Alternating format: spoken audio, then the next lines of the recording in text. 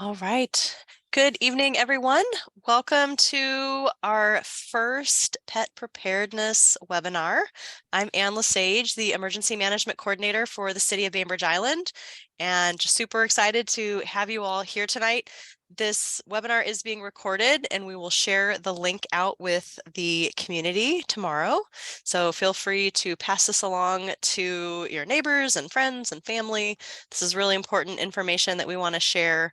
For those of you that may be new to the island or new to Bainbridge Prepares, we are a three-way partnership between the City of Bainbridge Island, the Bainbridge Island Fire Department, and our community nonprofit, Bainbridge Prepares. And everything that we do is geared towards preparing the community. So every person and animal that lives on Bainbridge, spends time on Bainbridge, travels through Bainbridge Island, we are working to make sure we have plans in place to help get everyone prepared. And then, of course, have teams that are in place to help respond when disaster happens. So whether it's earthquake, wildfire, pandemic, whatever that situation looks like, we want to make sure that we are doing what we can to prepare the smallest of our community members all the way up to, elderly and horses and everyone and everything that that our community touches. So thank you all for being here tonight. I would like to introduce our two animal care team leads, Suzanne Ferguson and Yasuyo Sousa, are going to talk a little bit about the team, and then they will introduce Dr. Swaney, our presenter. Thank you. Hi, everyone. I'm Yasuyo Sousa. And again, it's Suzanne. Did you want to say hi? Hi, everybody. Nice. Thank you for coming. Thank you. So first of all, we'd like to say our appreciation for you all coming on and taking time out of your busy time to attend this Dr. Swaney's presentation on emergency preparedness for pets. And we are very grateful to Dr. Swaney for making his time in his extremely busy schedule to do this community service. Before we start with Dr. Swaney, though, I would like to briefly summarize what the Bainbridge Prepares Animal Care Team is currently working on. Data we have collected so far indicates that approximately 24,000 domestic animals, mainly dogs and cats, and on this, and only 2 animal clinics. So a need for community involvement is really critical during an emergency. So in response to this, animal care team is in the process of developing a strategy for providing shelter at our 3 designated hubs, 1 in the north, 1 central, and 1 south areas of Bainbridge Island. This includes caring for injured pets, possibly establishing a pet MASH unit. That's a possibility. We are also developing a plan for pet reunification. This can be, we really believe it can be best achieved by including your household pets in your Map Your Neighborhood plan. And so it's to basically ensure that your pet is included in your home assessment. So your designated Map Your Neighborhood captain can complete a list of neighborhoods neighbors who are willing to offer shelter to displaced pets. And we are also actively recruiting volunteers for fostering. So if you're interested, please let us know. Lastly, the best way to approach an emergency is educating the community and how to best prepare for taking care of your pets in the event of the major emergency, is including necessary supplies and basic first aid, which brings us to tonight's presentation. So if you would like more information and interested in volunteering, which I have to beg right now, please contact us through Bainbridge Prepares website and through our domestic animal care's email. And also, we would like to kind of find out how you learned about the presentation. So if you can kind of let us know through chat, so we can determine what's best tool to get the word out next time. So with that, I'd like to turn the mic over to Dr. Swaney. And if you have any questions for him, please put that in chat and we will answer the question. He will answer the questions halfway through the presentation and again at the end. Okay, great. Thank you, everyone. And Dr. Swaney, you're on. Well, good evening. And thank you again, everyone. As Yasuo mentioned, thank you for joining us this evening. What I want to do today, I was asked to kind of help think about what should we prepare for as pet owners in the case of emergency. And I'll be honest that I hadn't given it a lot of thought until then myself, even as a veterinarian. For those who don't know me, I am a veterinarian here on Bainbridge Island. I've been here about 25 years in this area practicing. So the talk I had prepared tonight is not necessarily how do I survive for 3 weeks off the land foraging, but more just to give some basic ideas and just to plant some seeds of things to think about. So we're going to go through some basic preparedness. Again, preparing ahead makes things a lot easier when you do have an emergency. I'm not going to touch a lot on first aid. There'll be a few tips, but again, that's a whole nother talk that we would do. So I do have a PowerPoint presentation. We're going to go through that, and I'll try to elaborate on a lot of the points that are there. Again, as was mentioned, please put your questions into chat. So I will also, full disclosure, this is my first time giving a presentation on Zoom. So if there's any technical difficulties, please bear with me. Sorry, just a quick note, chat has been disabled by the host. So anything you need to say should go into the questions and answers area, please. Thank you, my apologies. So let's get that going here. Let's start up our show. So again, what we want to do really is make sure that we're planning ahead. And one of the things that I want to start with, I really encourage everyone to get your pet microchipped. If you don't know what this is, a microchip is a microchip that is encased in a glass casing that's inserted under the skin between the pet's shoulder blades. This is a nice permanent form of identification. And just about every veterinary clinic, animal rescue group, humane society, or animal control is going to have a reader. One of the things that if you do have your pet microchip, make sure that you're keeping up to date with any changes in address, changes in phone number, changes in ownership or name, because we can see, and we do sometimes see, that a pet will come in, quote, found, and we find the microchip.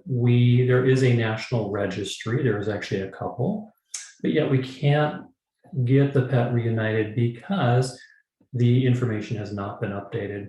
So one of the first things I would recommend everyone do, make sure your pet has a microchip. And also periodically, when you take your pet into your vet, ask them to read that chip. Make sure it's still readable. Make sure it's in the right place. Sometimes these can migrate, so to speak, and they'll move. And so you may not be able to find it easily. So just something to think about. So again, first thing, how do we make sure that our pet can find us in the case of emergency or vice versa? Let's see if this is going to work here. There we go. Do look at a collar as well. I like microchips because, again, that is not going to come off of the pet, but you have to have a reader. And most of you probably don't have a microchip reader in your home. So if we have a situation where your neighbor or someone in your neighborhood finds your pet, having a tag really can be helpful. And again, keep that information up to date.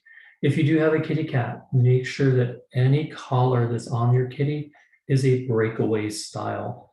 We want to make sure that if they climb up into a tree and get that collar snagged on a branch, they do not choke themselves, and that has been seen sometimes, unfortunately, in the past.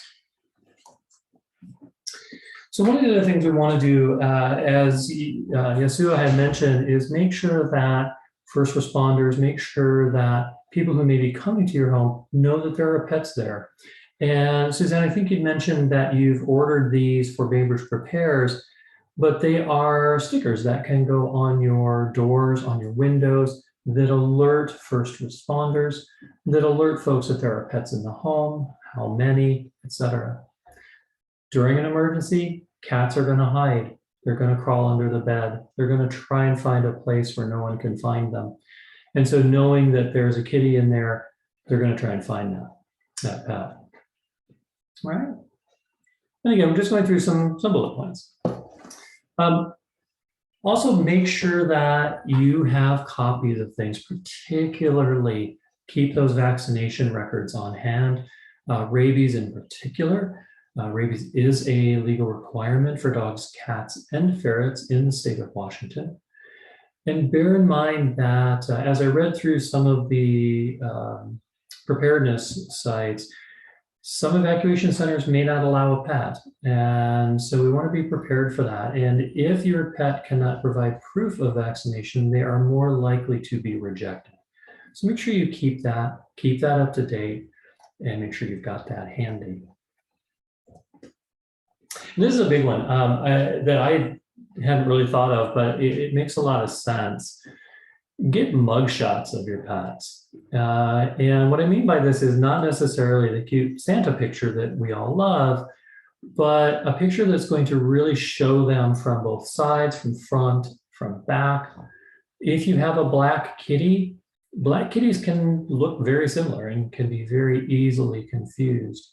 And so this can help perhaps match you up with your pet, because pets can also sometimes have very unique markings. And this will is another way to help you identify the pet should your pet find itself at animal control or a shelter situation. Develop a buddy system. And this is, again, kind of a common sense type thing with emergency preparedness. Find your neighbors, find your friends, people who know your pet and can kind of tag team that care. Bear in mind that pets during these times are going to be stressed. And if they're with people who are unfamiliar with them or unfamiliar to them, it's going to be a little rougher on them. So if you can develop a system with friends, with neighbors, perhaps your dog has somebody who he has play dates with, arrange ahead of time. Hey, if something happens, can you take Fluffy for me, and vice versa. Pardon me. The other thing I do recommend, and I recommend this for everyone even right now, is have an authorization for a friend or family member who can make medical decisions for you, for your pets on your behalf. Now, we have power of attorney in human medicine and so on. This doesn't necessarily have to be that involved, but just something that says, Jane Smith has my permission to bring my pet in for treatment. And I would encourage you to have some wording in there, whether or not this person is authorized to allow euthanasia. And I bring that up because I did do emergency work for many years. And if we have a pet that is severely injured, maybe suffering, but the owner is not there, we are in a sense obligated to keep doing treatment. But if humane euthanasia may be the most humane thing to do, we want to be able to provide that option. And again, sometimes that can be an unfortunate decision that we have to make, or that you as an owner will have to make. So make sure that you let them know ahead of time, yes or no. So again, kind of planning ahead. Make sure you've got an appropriate size kennel or carrier for all of your pets. If you have exotics, make sure you have something for them as well. For kitty cats, small dogs, kennels, carriers. For the larger dogs, it's nice if you can have one. They do make collapsible wire ones that can be used because those will be in a bit of a short supply should the pets have to go to a clinic or an evacuation center. So make sure you've got that. Make sure you've got some slip style leads. What I mean by this is the type of a leash that you can just loop over the pet's neck, that you can get on them in a hurry. And one of my colleagues said, hang these in front of your exit doors. And so that way, if you're in a hurry and you need to get out of your home quickly, it's a grab and go. If you have your go bag, your emergency bag, make sure you've got one in there. For kitty cats, you may even want to have a small, they do make collapsible litter pans. So you have something along that, in those lines as well. Keep some medications on hand. Bear in mind that when we have an emergency, the medications may be in short supply. And this is most critical, again, for those patients, for instance, that are diabetic. for those patients who have heart disease. We want to make sure we've got enough of that on hand to ride out that shortage. If your pet is diabetic, insulin does require refrigeration. So you may want to even have a little cooler that you have prepped. You can throw a quick ice bag in or cooling pack, toss that insulin in, and make sure you've got it to go with you. With medications, make sure to rotate that stock. If you get your new prescription in, take the old one out, put the new one in, use that in your to-go bag. Now, one thing I didn't have on here that I had not put on is food. And it is important to have a supply of food for your pet. Just as with human emergency preparedness foods, freeze-dried foods are going to have a longer shelf life. And there are several websites that actually do have freeze-dried pet foods that you can have that have a very long shelf life. And you can have those ready in an emergency. They're also light. They can be reconstituted easily with water. All right. So just a real quick tip, and then I'm going to actually open up for questions. I can go over some things that people may have questions on for that first section. But a quick first aid tip. Most of the first aid techniques that are going to be used in people equally apply to pets. But just a little tip. Band-Aid style bandages do not stay on pets well. Because of their fur coat, they just don't stick. But one of the things we found can be helpful is a feminine hygiene pad type product. And in a pinch, duct tape, white tape, anything you've got can be used to kind of wrap that up. The nice thing with the feminine hygiene products, they're soft, they're absorbent, they don't stick, and they can be a very nice emergency bandage. So with that, I know I went through that kind of quick, my apologies, but I'm going to pause there for a moment. Suzanne or Yasuo, if you want to shoot me over some questions, I'm happy to answer. If you have questions, either throw them in the Q&A section or raise your hand and we can give you the option to speak. Yes, thank you, Tyler.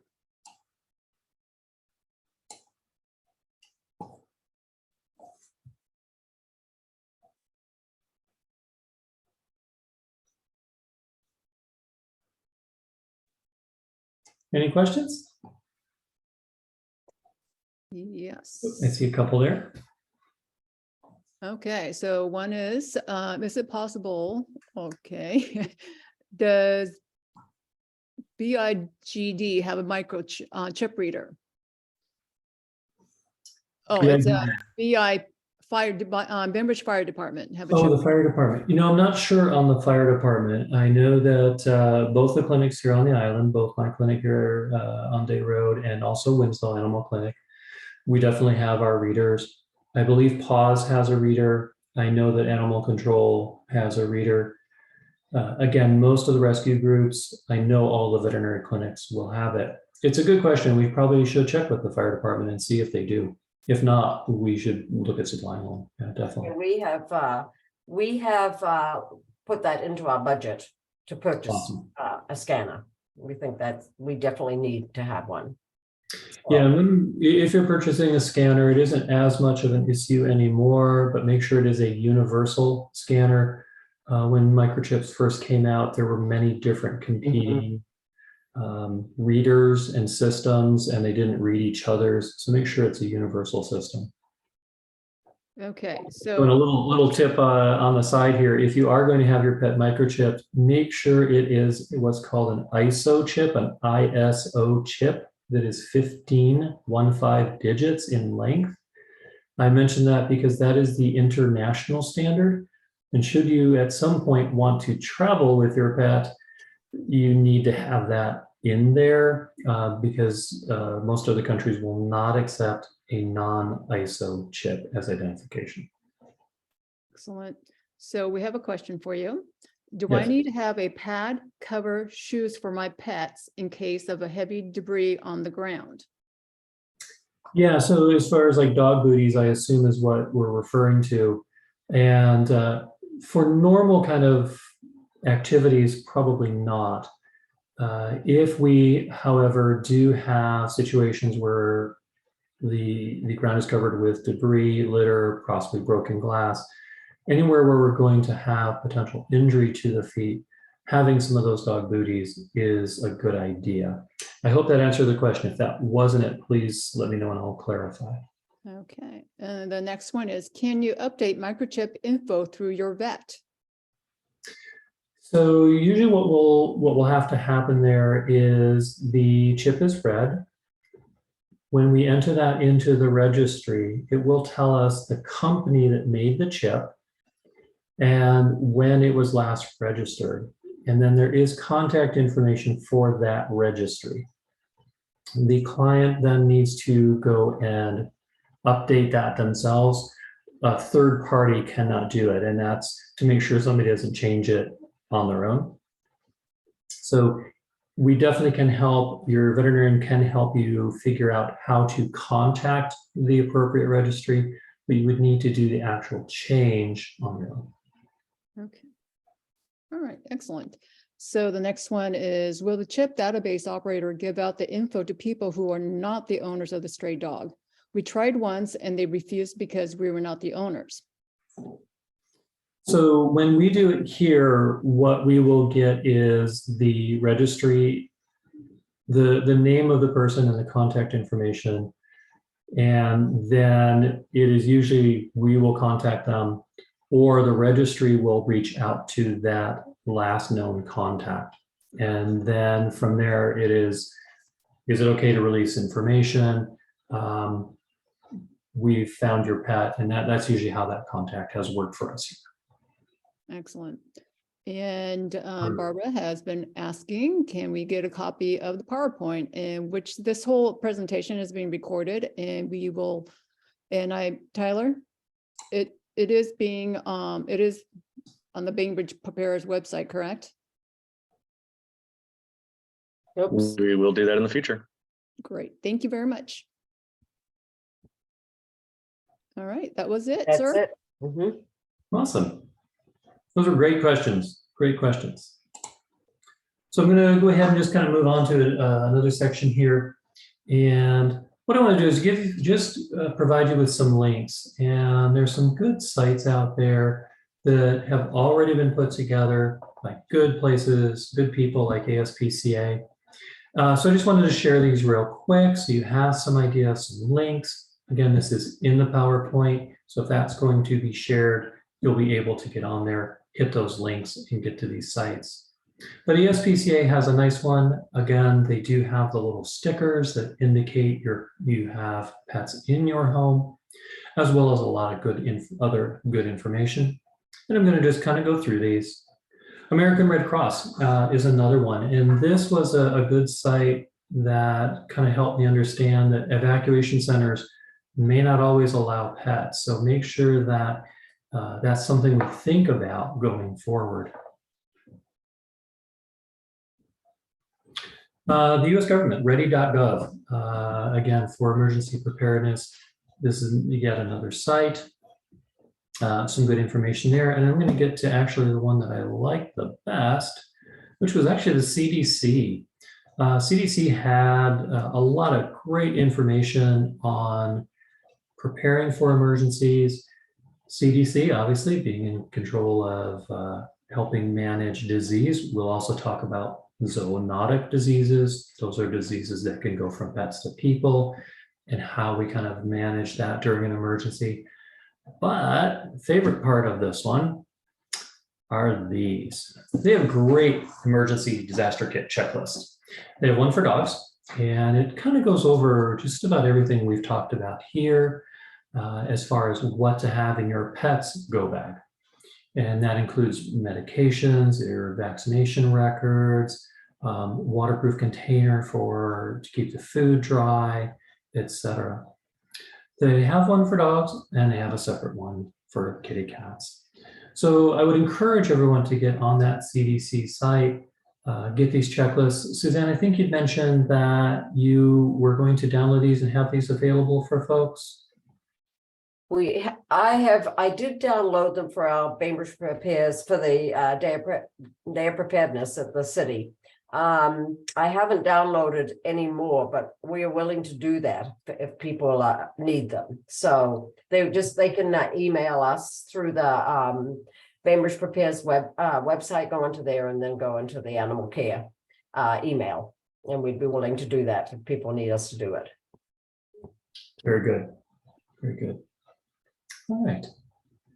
So it's just a link or a list of all those sites. Again, I really like that CDC site. They've got a lot of good information there. And what I really liked were having those checklists, because it is already done. You've got all the information you need there. I'm going to move on a little bit. Another little thing I wanted to go over, a little first aid tip. I would encourage everyone who has a puppy dog to learn how to apply a muzzle. What we call a gauze muzzle in many cases, or a loop style muzzle. You can use a thin leash for this, scarf. I've had folks use the, back when pantyhose were probably more common than now, the leg of a pantyhose can work. But what we want to do, pets are going to be scared and dogs are going to be nervous. And what we want to do is apply something to protect the humans around them in a way that does not injure the pet, obviously.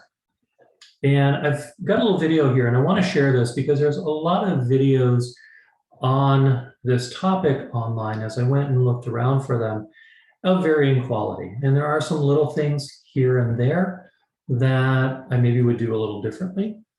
But this was one of the better ones that I'd seen. So hopefully this will play well. I want to play this for everyone. Please let us know if it is not working well, and we'll try to make it so that it does. And here we go.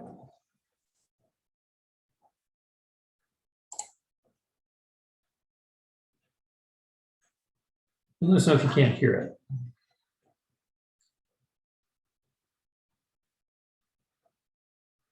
Okay, so today I'll be applying a gauze muzzle on the dog. This is a little unrealistic because Megan's a really sweet dog. I'm not super worried about her at all. However, she's used to getting muzzles put on because she is a greyhound. So when she goes out in public, just to have a muzzle on her. Anyways, so I have my gauze piece here, nice long gauze piece. When I tie it, I want to make sure I tie it so that I want to tie it first to put a weight in the middle of it. It's just a little weight to kind of weigh it down for when I'm tying it over her nose. So I start out like this. I'll tie a loose weight or a loose knot here. So it's just going to kind of hang. And I'm sorry, Dr. Kate is applying restraint for me as well. So she's holding her. And when I do this on her, normally you would want to try to come kind of from behind, so I'm not coming right at her face. So I actually come from the side here, just to show. So I have a loose knot tied. I'm going to go ahead and slide it right over her nose. Tie here. And then once I have that tied, I want to come under. And I can do a twist, and since she's being so good, I can do a double twist just to have extra strength on the gauze muzzle. And then I come behind her ears and tie back here. So then I'll make a nice little bow. So that's how you put a gauze muzzle on. I'm going to go ahead and untie it, do it one more time just so you guys can see a little bit quicker. Good girl, good girl. So once again, you want your weight, your knot weight tied in the middle. Small loop. Come from the side, loop it around her mouth and tie. Just like that. Come underneath. Make 2 twists. Come behind her head. Tie a bow. She did really good. And that is how you apply a gauze muzzle to a dog. All right. So the reason I bring that up is this topic. Always consider your own safety. I had a wonderful instructor when I was in veterinary school many years ago who had a little saying that there were 3 types of veterinarians in this world: careful, quick, and scarred. And what he meant is that pets sometimes don't react in the clinic the way they do at home. They're scared, they're nervous, they're in an unfamiliar situation. And if you are injured in trying to help your pet, now we've got two individuals that are in need of treatment. So it doesn't really help them if you're injured, bleeding, and now you need to have some care given. So always consider your own safety and the safety of others around you. In applying that muzzle, one of the things that I wanted to point out, she mentioned, is come from the side. I strongly encourage that. Don't try to come right from the front. If you envision somebody coming right at your face with something, you're not going to take as kindly to it. Coming from the side for dogs is going to be much safer. The pet probably will not react as much. I'll go in a little bit. We'll talk about using thick blankets. That can be used to kind of cover the pet. And one of the tricks we use here is to cover the eyes and then slip that loop over very quickly. So we'll go over little tips on that. But again, always make sure you're paying attention to your own safety when you're trying to help an animal that's in distress. As I mentioned, when animals are frightened, when they're in unfamiliar situations, they're going to fall back on instinct. They're going to behave very differently than they do on a daily basis. Even the most, mild-mannered, playful dog at home can react differently. And again, they don't mean to. It's reflex, it's instinct, but they can and will bite under certain circumstances, especially if they're injured. Bear in mind, cats have this instinct that says if someone higher on the food chain is noticing me, that's not a good thing. So they're going to hide. They're going to not come out. They're very, very rarely, if ever, going to be lured out with food. And cats can do a lot of damage, and they can inflict a lot of serious injury to the point of requiring hospitalization for people. So, if that kitty's under the bed and is really frightened, probably not the best thing to reach in with your bare hand and try to get the kitty out.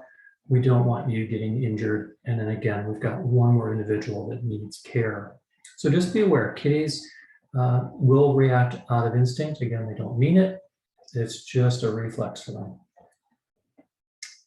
So some little things that we can look at, some little tools. Responders, and I think, Suzanne, we had talked about at least having one or two of these in the preparedness kit for the responders, is what's called a catch pole or rabies pole. This is a rigid pole that has a loop on one end. You may see responders using this.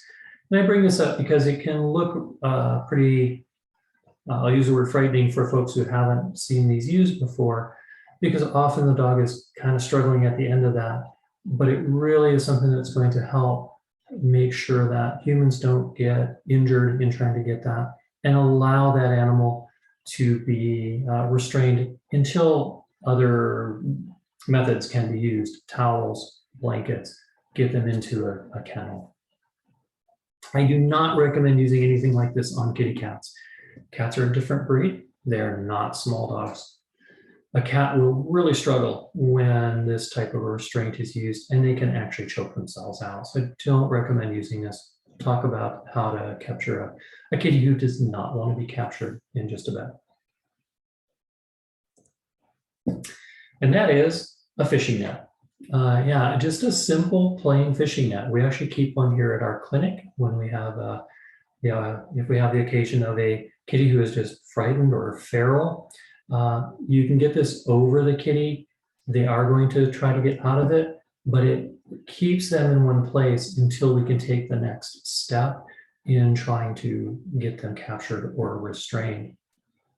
Another nice thing with fishing net, you can use this to get them out from under the bed. Try to loop it over top of them and then pull them out gently.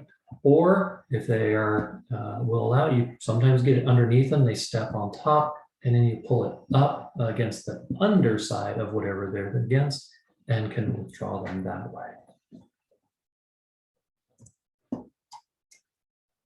All right, heavy blankets like the ones you can get for moving. These are great, particularly for dogs. We do, again, keep a couple of these that we have in our clinic if we have an aggressive patient, because what we can do with these is we kind of loop it or put it over the dog. And If you've ever seen the videos of police training where the dog, like basically the Michelin Man guy, that's a heavy padding. And what these thicker blankets provide for us is even if the pet does try to bite, we've got that padding between our hands and the pet. And what we'll do is we'll just kind of put this over kind of tight and then squeeze from either side, particularly if we can kind of get the head and neck under control with these. It allows us to get a hold of that pet in a way that doesn't injure them and protects the people involved. And again, this is where I talked about the catch pole. Once the pet's on the catch pole, that allows the second person to go ahead and get that blanket over that pet. And again, if we have to put the muzzle on, we can use that to kind of cover the eyes so they don't see that loop coming toward their muzzle. So these are a great way to kind of help capture dogs. For smaller dogs, you can toss it completely over them, make a little doggy burrito, and carry them off. And even if they're biting, they're not going to be able to do any harm with that thick padding. For cats, you can use a thinner blanket for them as well, but I also really like using either welding type gloves or sometimes rose gloves are what they're called. They've got the long gauntlet that goes up. The ones we have here are elk hide welding gloves. We have had a couple kitties get their teeth through them, but not often. But again, remember, cats are going to fall back on that instinct. They've got a lot of sharp, pointy things on all of their little feet. We call them their little murder mittens. And the teeth can really do a lot of damage. So again, be careful if you are responding to this or trying to get a pet out. If you have thick gloves, use those when you go to get that kitty. Quick first aid tip, bubble wrap can actually make a nice splint. So if you have a pet that has something like that, again, safety first, get that muzzle on or get something so that the pet does not bite. But you can take some bubble wrap and then put tape around that. Again, in a pinch, does not matter what kind of tape. You just want to get that bubble wrap on the limb, tape on it, and that can help stabilize things. Many people are familiar with the cohesive bandages that are available in drugstores. They're the type of bandage that doesn't have adhesive but sticks to itself, and it's kind of stretchy and elastic. I do want to just make a quick note. Those are wonderful. We use them all the time, but make sure that they're not too tight. They do have an elastic, and if they're applied too tight, it can interfere with blood flow to that leg or whatever part of the body is wrapped up. One of the little tips we do here is we actually stretch it out, unroll it, and then re-roll it onto the core before we apply. So we pre-stretch it. So that was just another quick little first aid tip. Again, first aid in pets, we're not going to go over doing CPR or anything like that today. That's a whole different kind of talk. But just some little things that you can have around the house in the case of an emergency. And that's it for that show. So I'm going to go ahead and stop my screen sharing here, and I'm going to turn it back over to Suzanne for a moment.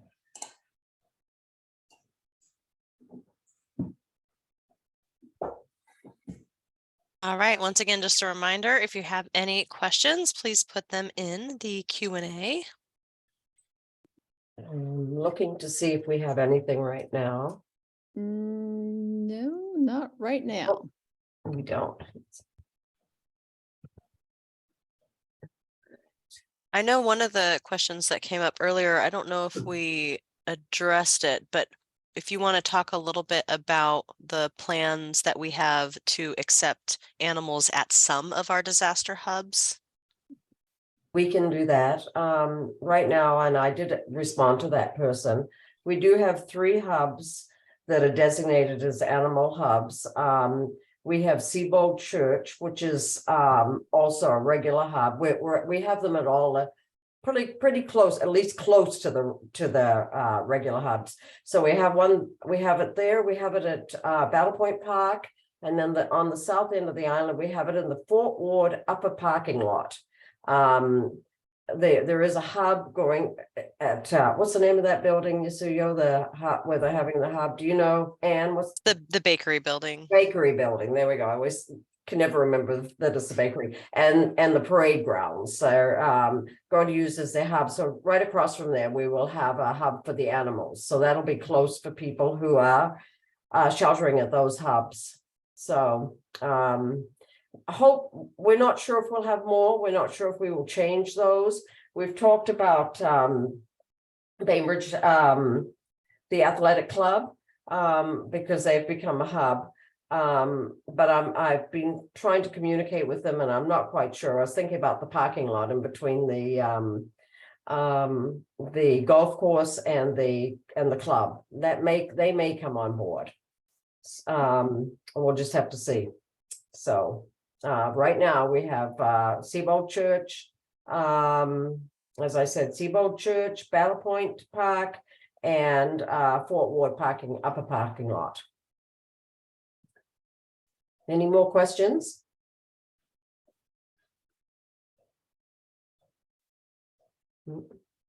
Oh, there's one.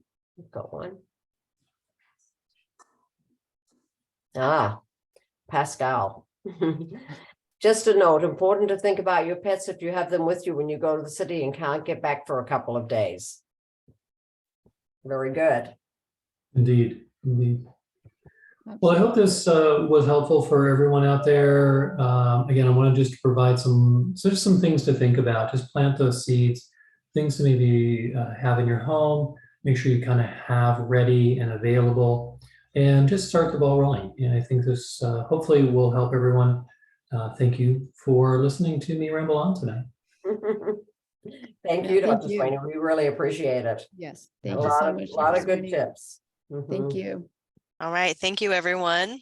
And yeah, we will post the recording on our Bainbridge Prepares YouTube page, and I will get a link out to our Map Your Neighborhood captains and all of our volunteers tomorrow. So you will have access to the recording and can share it. So thank you again, and hope everyone has a good night. Thank you. Night all.